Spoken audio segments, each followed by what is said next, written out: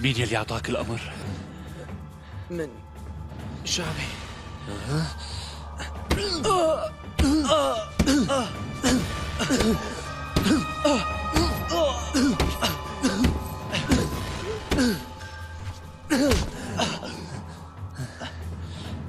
لا تخاف، ما رح أقتلك، بس رح تتمنى أني أقتلك، وما رح أقتلك حتى تحكي لي كل شيء.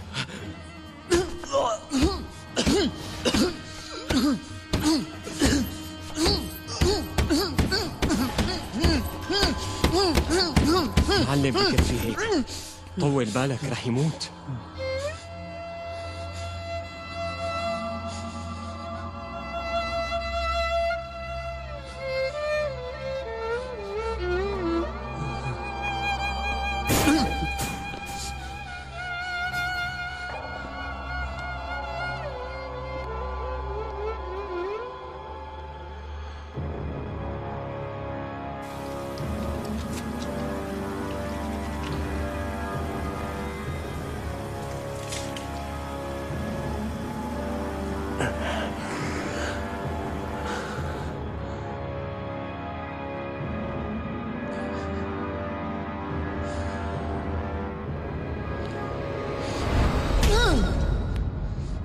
يا رب،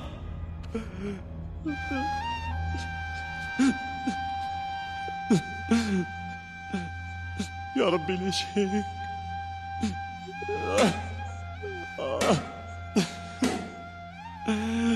يا ربي أعطيني الصبر لا أتحمل.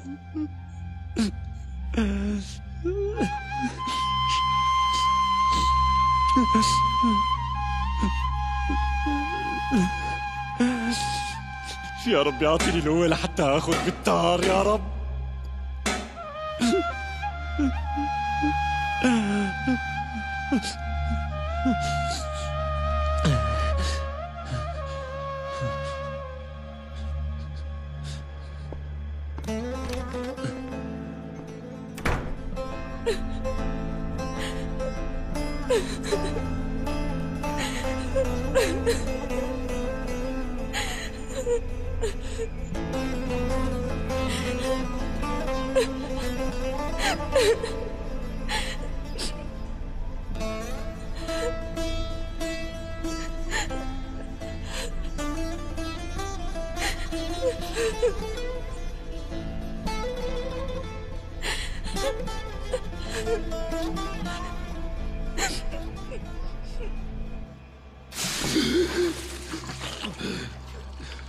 مي، ترجاكم مي.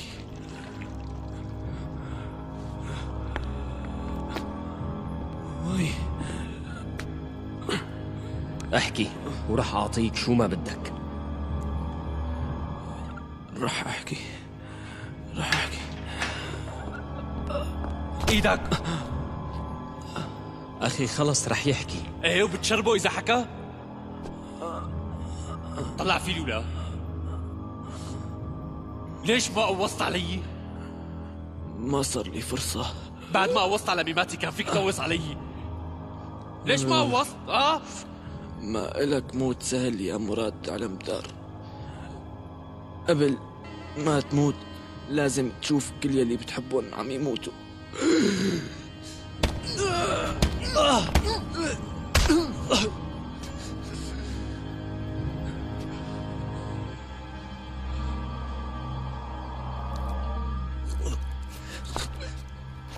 معلم عم بيموت.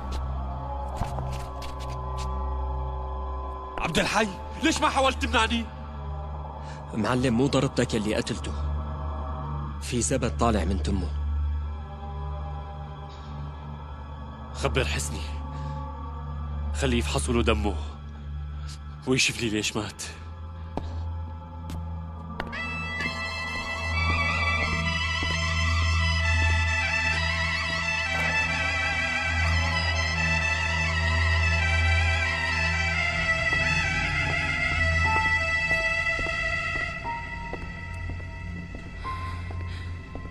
شو جابك لهون؟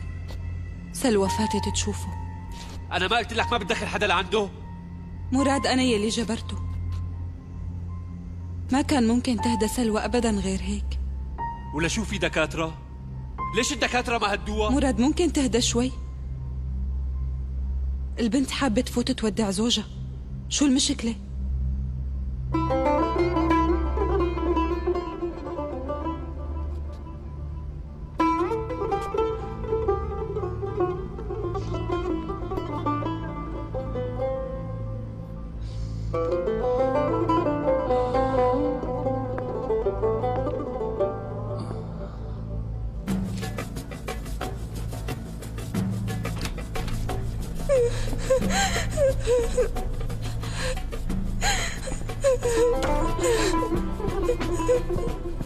سلوى،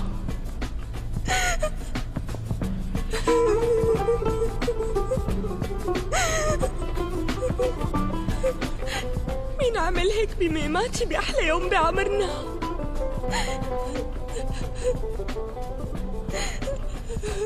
رح أعرف مين. انت هلا شدي حيلك وحاولي تكوني قوية. فهمني شو بهم اني ضل قوية بعد هلا؟ خلص حياتي انتهت. لازم ترفعي راسك كرمال ميماتي. ما رح يقبل ميماتي انه بيزعلك هاد تفرحي اعدائه. فهمني بعد ما راح ميماتي ما عاد يهمني مين بده يفرح بهالدنيا ومين بده يزعل. كيف بدي اتحمل هالوجع؟ رح تعيشي لحتى تاخدي بدارك. يلي قتلوا ميماتي كتبوا على حالهم الموت.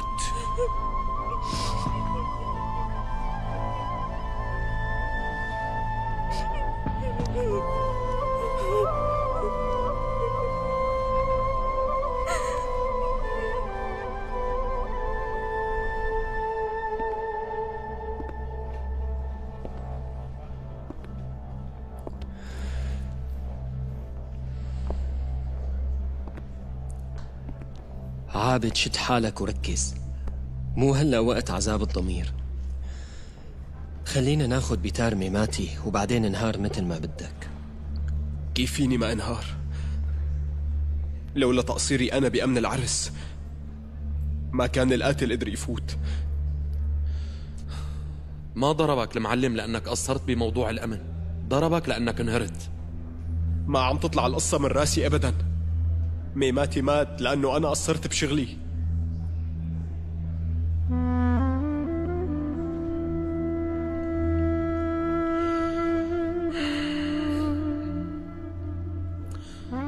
شو أخي عبد الحي شو بدنا نعمل؟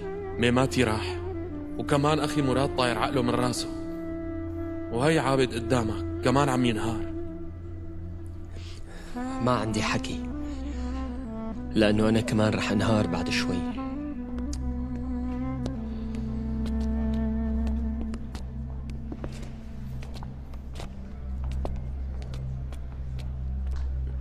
شو صاير لعينك؟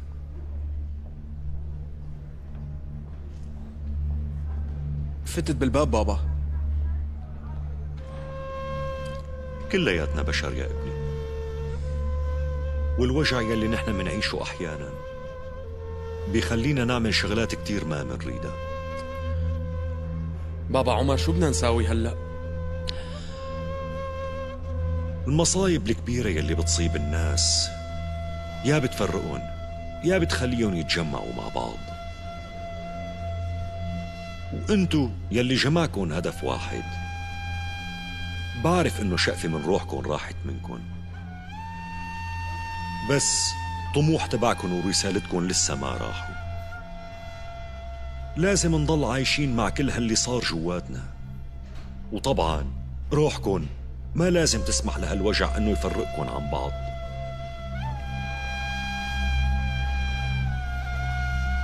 بابا عمر، أخي مراد حالته أسوأ منا. بعرف يا ابني بعرف. عابد حاسس حاله انه هو المسؤول، ومراد حاسس حاله انه هو المسؤول اكثر منه. الغلط غلطي، هو شو ذنبه باللي صار؟ لأنه هو يلي جمعكن سوا. لهيك عادي يحس حاله مراد إنه هو المسؤول عن أخطائكن وعن كل شي عم بيصير. بس أنا متأكد مراد رح يرد يرجع يتماسك من شانكن، وانتو كرمال يلي صار حاولوا تشدوا حالكن وتقووا بعض لحتى تكملوا سوا.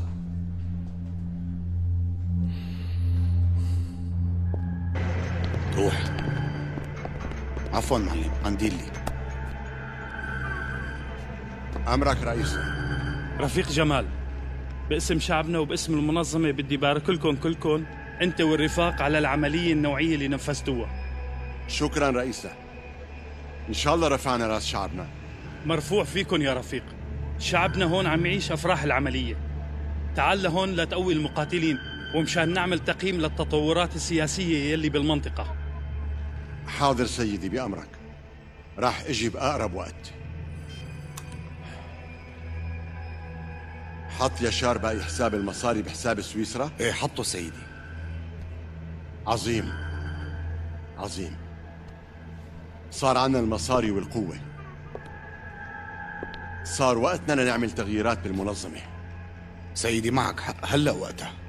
أنا ما رح أرجع من قنديلي، وبس صير هنيك رح رشحك مكاني. تسلم معلمي، أنا ما بقدر أعبي مكانكم.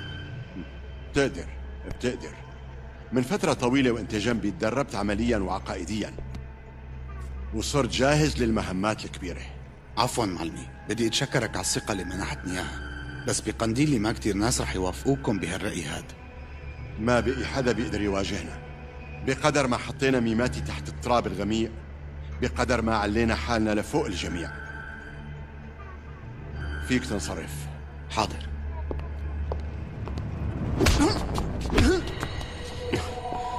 ليش هيك يا مراد؟ جسمه لميماتي ما برد. ما رح أعطيكم يلي قوصوا ولا أي معلومات. روحوا من هون. مراد على مدار، نحن هون مشان نساعدك وبس. شو قصتك؟ انت ما بتسمع؟ لا بدي اياك ولا بدي مساعدتك. بتفهم وجعك، بس نحن مضطرين نشوف شغلنا. شو عم بيصير هون؟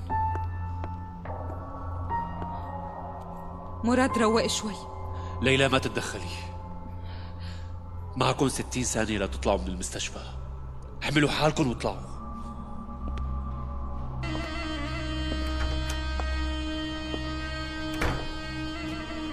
معلش الكل متوتر، خلينا ما نكبر اللي صار.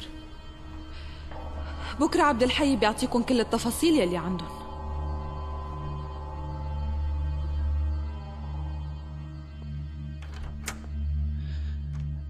بدي ضل لحالي.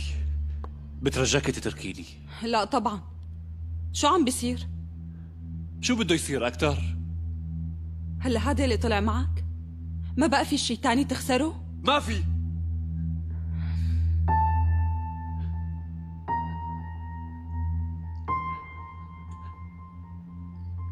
القصة مو قصة خسارة وبس. شو القصة لكن؟ فيك تفهمني؟ اتركوني مرة واحدة أحس بضعفي. خلوني أعيش وجعي. يعني أنا مو من حقي أغلط بهيك موقف؟ مو من حقي إنه أعمل اللي بحس فيه؟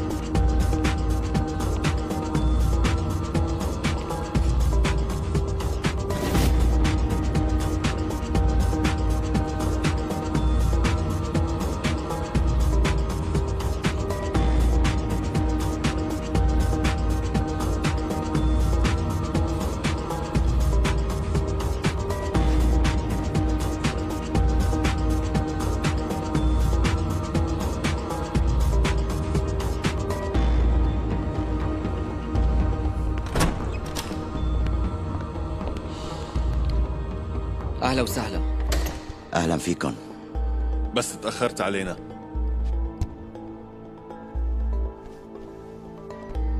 أكيد جاي وقاري التقرير تبعنا، حابين نعرف رأيك بالتقرير. بدك رأيي بهذا التقرير؟ هذا مكانه سلة الزبالة. نطرتنا ساعة مشان هالمسرحية؟ أهم سبب ليكون هذا التقرير محله بزبالة هو الحكي السخيف. إذا بدكم تفهموا الشرق الأوسط منيح لازم تتعلموا منيح ومن أول لحظة إنه الوقت مانو مشكلة. ما بدنا نفهم الشرق الأوسط، نحن بدنا رجال. لهيك بالأول لازم تكون أنت رجال. أنا ما عندي وقت لأسمع هيك سخافات.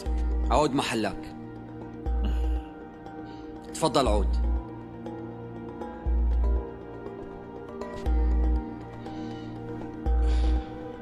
مهما كانت خبرتكم حول هاي المنطقة فهي قيمة بالنسبة إلنا.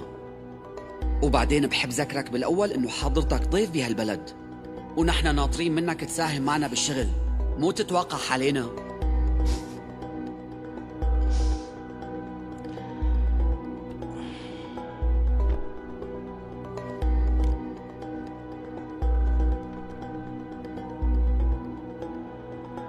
هذا من بعد إذن حضرتك أسخف مشروع بشوفه بحياتي. أولاً عم بتقولوا بتركيا عدد قوميات كتيرة، وانتوا عم تخربطوا كتير، لأنه أساس الأمة التركية هي القوميات، لدرجة إنه فيكم تشوفوا الفرق بين أشكال الناس الأتراك. ولا تنسوا أساس الأمة التركية هو طبعاً الإمبراطورية العثمانية. وتذكروا مو من زمان كتير كانت تركيا دولة إمبراطورية. المشاكل هلأ بتركيا مثل مشاكل أي دولة أوروبية.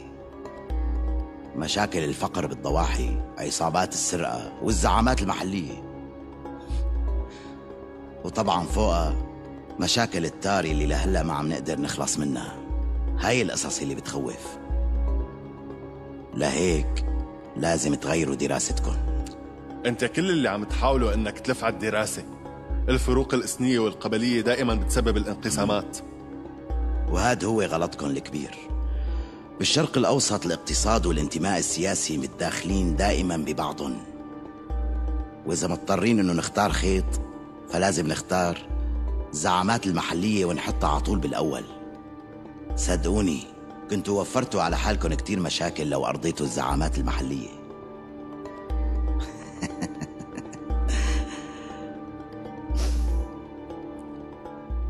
انتوا ما عم تعرفوا من أين تؤكل الكتف. ايه بس نحن اللي شايفينه انه تركيا عم تعاني كتير من الانقسامات، والمنظمة عم تقدر تضبط منطقتها وتاخد حصتها. إذا صار هيك شي فرح تكونوا كتير غلطانين إذا فكرتوا إنه هالدولة رح تكون تابعة إلكن. في حال صار هالشي رح تكون كل هالمنطقة يلي هون تحت السيطرة المباشرة للجمهورية التركية.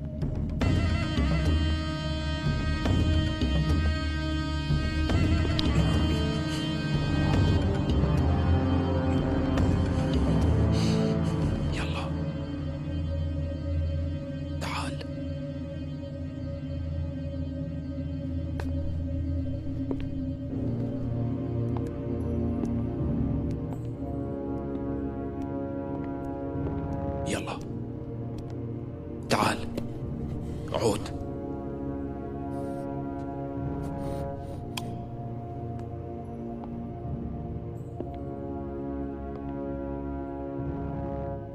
هالحكي ولا لمين بعتنا؟ عيب هالحكي هاد. لا تخليني امعساك. واحد قلت عنه انه نظيف قتل ميماتي، كيف بتحط اسمه بورقة الامن تبعي؟ عابد، انت بتعرفني من 20 سنة. لو كنت بعتك كنت رح تلاقيني هون. الاسماء بالورقة اللي كتبتها نظيفة، ولك حتى اني بعت لك صورهم كمان. راغب، هذا الحكي مانو صحيح. يلي قلت عنه انه نظيف طلع بالمنظمة. شوف أخي، في إنا بالقصة. أنت أعطيني شوية وقت وخليني أشوف الموضوع، وإذا ما بتوثق فيني لا تتردد، قوصني.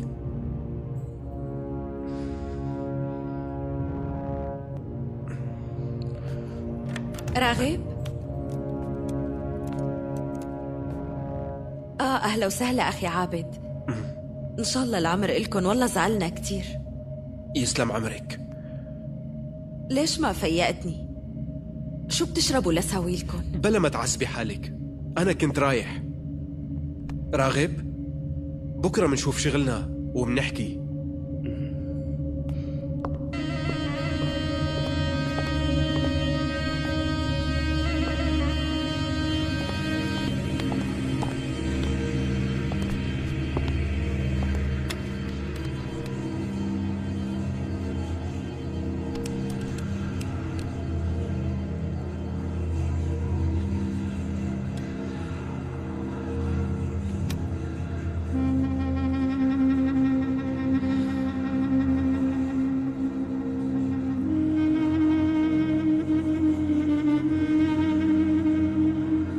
حضروا حالكم، راجعين على تركيا.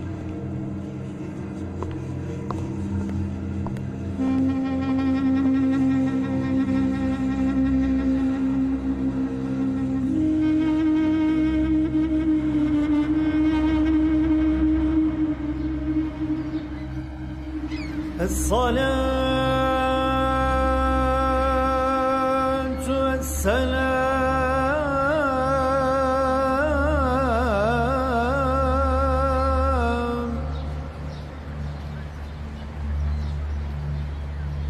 عليك يا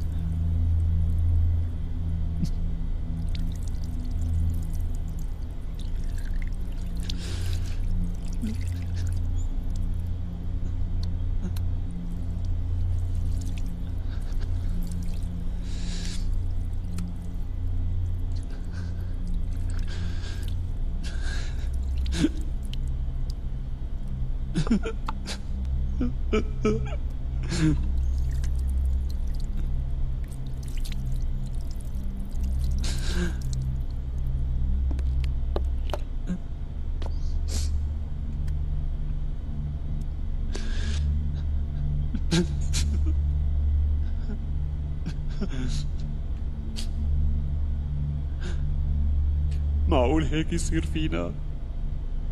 نحن هيك أقسمنا؟ نسيت شو حلفنا مع بعض؟ طيب ليش تركتنا وهربت؟ معقول معلم هالحكي؟ قل لي كيف بدي اتركك وروح؟ طول ما انت عم تتنفس انا عم اتنفس.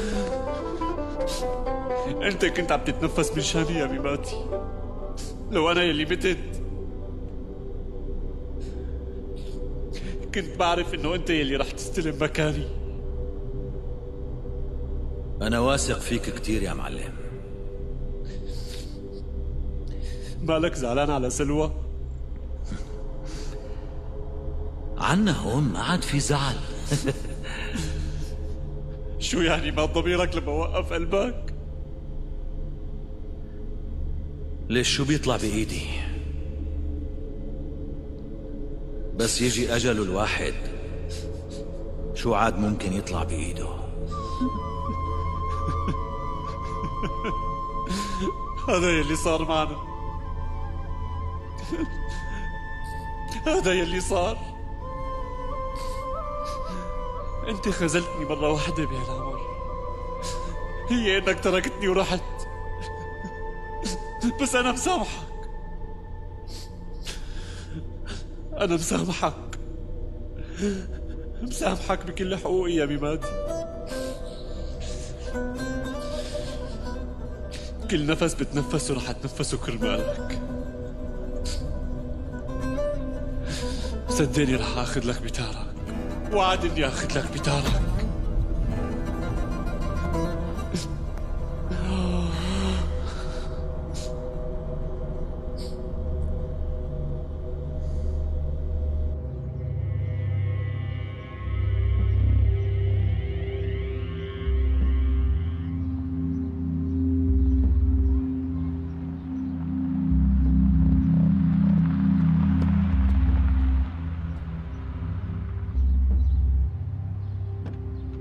إجا.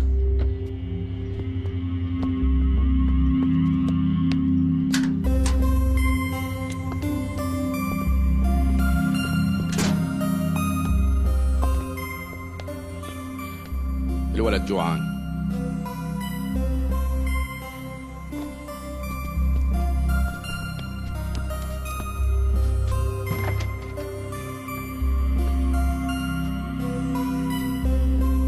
خدي رضعي.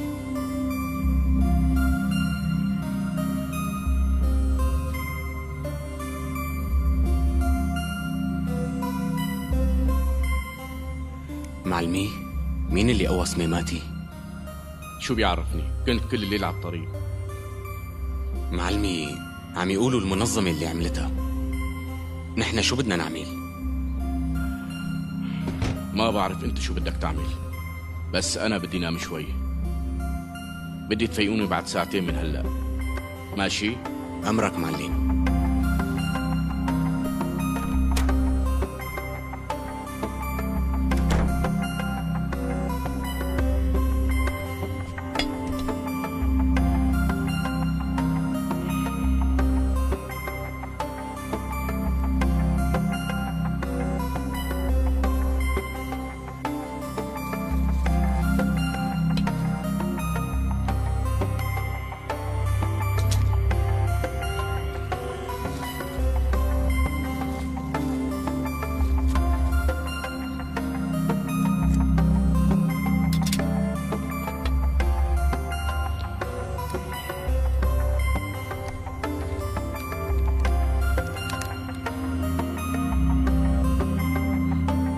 ما قالك ليش نحن اجينا لهون؟ ما جاب لي سيرة شي.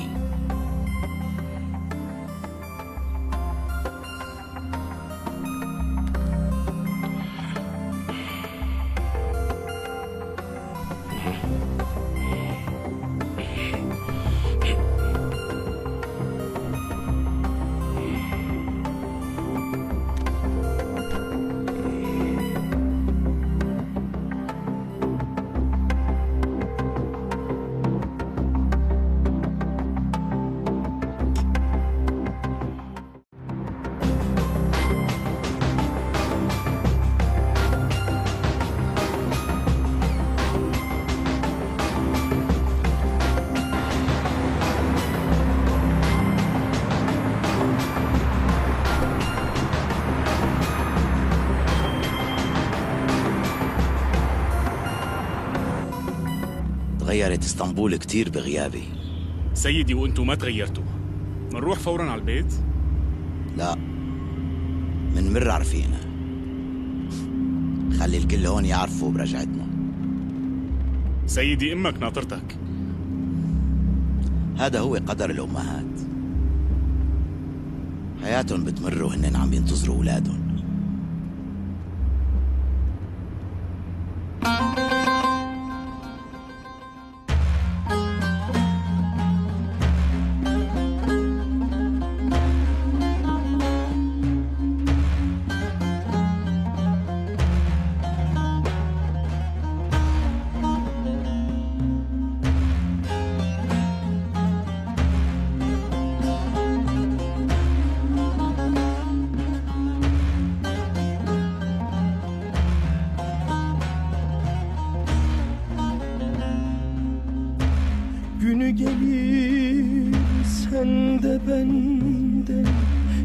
çekip gidersen,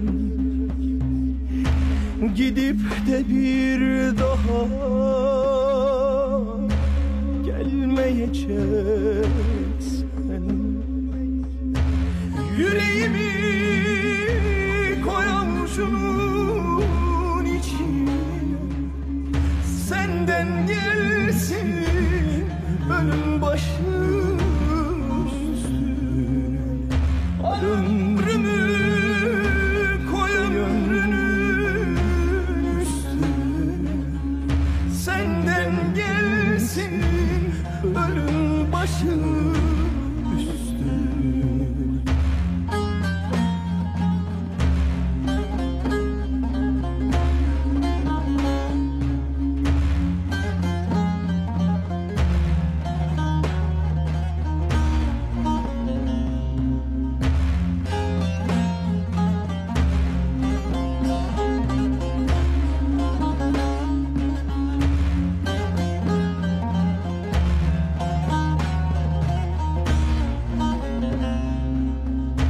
Ellerini ellerimden alıp gidersen,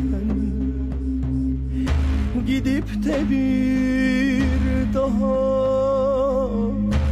dönmeyeceksen, ömrümü koy ömrünün üstüne, senden gelsin ölüm başım üstüne. Yüreğimi koyamuşum içine, senden gelsin ölüm başım üstüne. Ömrümü koy ömrünün üstüne, senden gelsin ölüm başım üstüne. Yüreğimi koyamuşum içine, senden gelsin ölüm başım üstüne.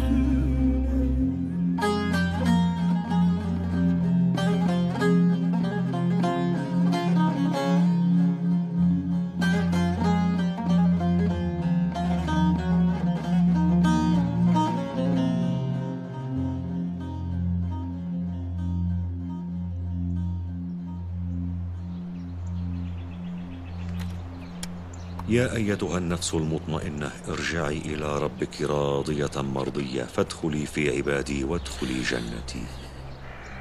صدق الله العظيم.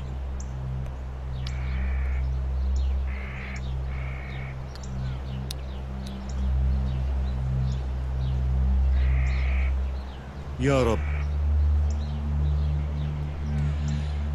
اغفر خطايا وذنوب أخينا ميماتي واجعل من مسواه الجنة، ولا تحرمه يا رب من رحمتك وشفاعتك، وألهم اللي تركن وراه الصبر.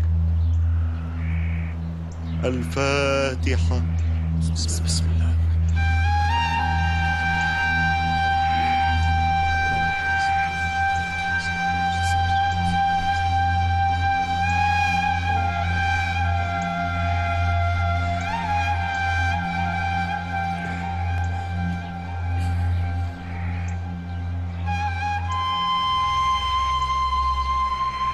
يلا خلينا نترك ميماتي لحاله.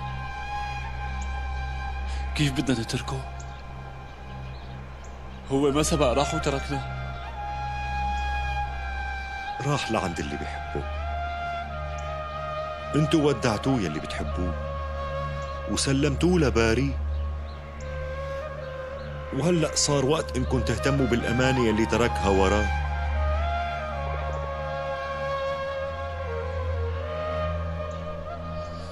يلا ما تخلوا يلي عملوا فيكن هيك يفرحوا أكتر. أنا انهد حيلي، ما عاد قدران حرك إيدي.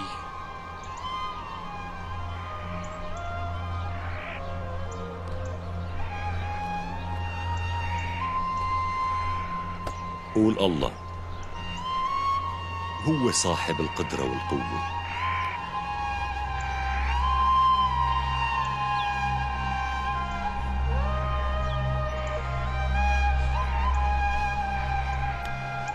يا الله.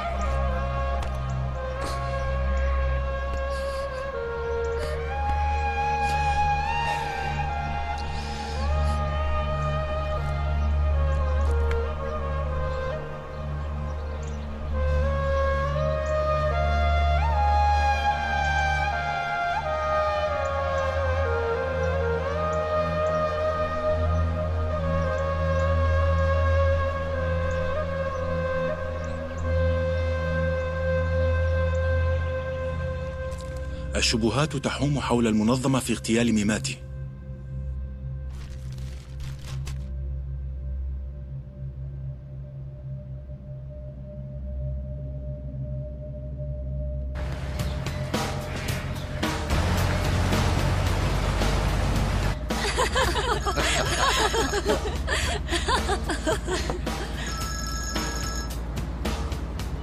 الو نعم.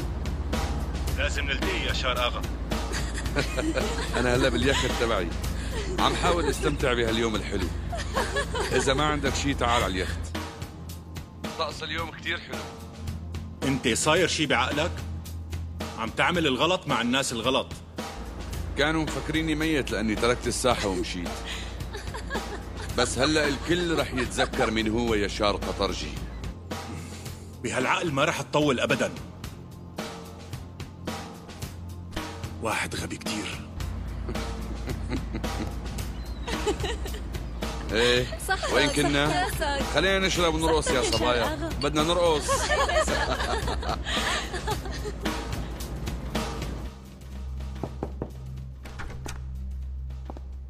سيدي، سيد متى برا. ابني انت شو عم تحكي؟ صاير لعقلك شي؟ سمعت انك مشتاق لي، حملت حالي واجيت.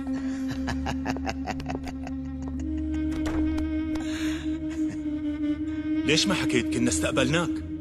كبران منيح، من زمان ما كان في داعي خبرك، كنت بتعرف لحالك. نحن قوتنا ما بتوصل لأمريكا، بس جوات الدولة. عيب شو هالحكي شريك. أكتر واحد ضلوا يسألوني عنه الأمريكان بعد مراد علمدار وجماعته هو أنت. عندهم علم برجعتك على تركيا؟ اجيت لهون مشان أنت تخبرهم بنفسك. الوكيل تبعهم مراد علمدار، إذا بدك أنت تخبرهم روح لعنده. رح روح عزيه واجب. لو كنت محلك ما رح اتدخل بحدا، بقعد على جنب. انتظرت كتير لرجعت على البلد، ما تضيع الفرصة. كانت بتستاهل هالنطرة، لا تخاف علي. هلأ إجا دوري. عم تثق بالأمريكان؟ تذكر وقت أخذت من زمان دور الجلاديو ما قدروا يخلوك تضل بتركيا. شو بدك بحكي الأمريكان؟ أنا اجيت من شان استلم هالبلد كلها. قريبا بده يصير أشياء كبيرة.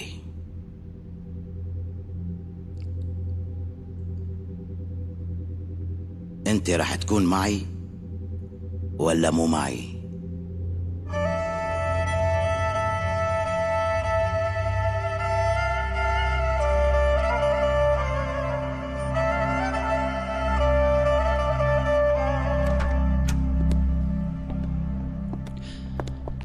شو ابني؟ وين كنت؟ كنت عم استقبل يلي جايين يزورونا. هربت مني كل الليل، بدي احكي معك.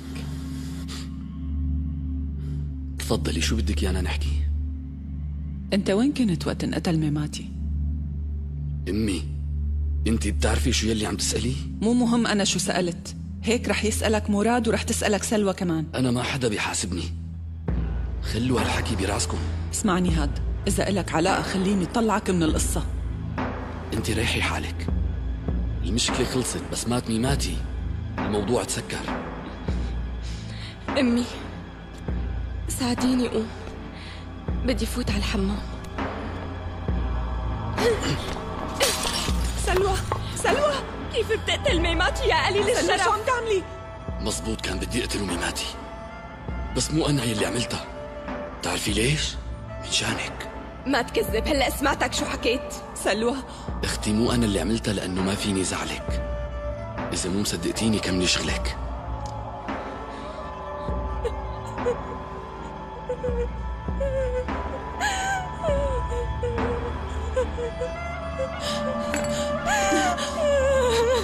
حبيبتي